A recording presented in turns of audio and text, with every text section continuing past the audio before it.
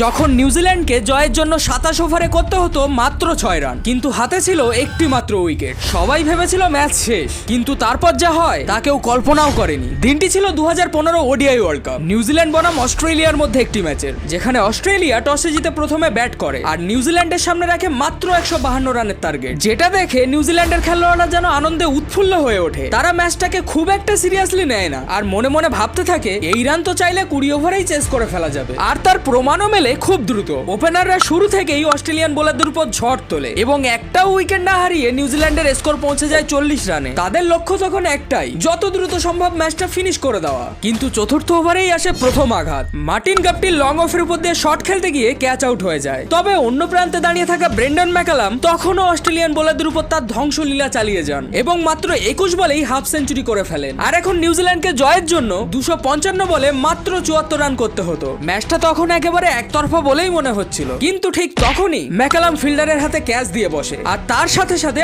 আরো দুজন batsman bold হয়ে প্যাভিলিয়নে ফিরে যায়। নিউজিল্যান্ডের পরিস্থিতি ক্রমশ আরো খারাপের দিকেই যাচ্ছিল, কিন্তু তখন উইলিয়ামসন এবং অ্যান্ডারসন ইনিংসটাকে সামলায় এবং ধীরে ধীরে নিউজিল্যান্ডকে জয়ের কাছাকাছি নিয়ে আসে। কিন্তু তখনই ঘটে এক মহা বিপদ। অ্যান্ডারসন বড় শট খেলতে গিয়ে ক্যাচ আউট হয়ে যায় আর এখান থেকেই নিউজিল্যান্ডের ব্যাটিং লাইন আপ পুরোপুরি ভেঙে পড়ে এবং মাত্র 146 রানের মধ্যেই নিউজিল্যান্ড 9 উইকেট হারিয়ে ফেলে। আর এখন নিউজিল্যান্ডকে জয়ের জন্য 27 ওভারে করতে হতো মাত্র 6 রান আর হাতে ছিল একটি মাত্র উইকেট। এত ভালো শুরু সত্ত্বেও নিউজিল্যান্ড এমন এক জায়গায় আটকে ছিল যেখানে শেষ পর্যন্ত কে জিতবে তা নির্ধারণ করাটাই কঠিন হয়ে উঠেছিল। কিন্তু পরের ওভারেই ক্রিজের অন্য প্রান্তে দাঁড়িয়ে থাকা কেন উইলিয়ামসন স্ট্রাইকে আসে আর ওভারের প্রথম বলেই 6 মেরে ম্যাচটাকে ফিনিশ করে দেয়।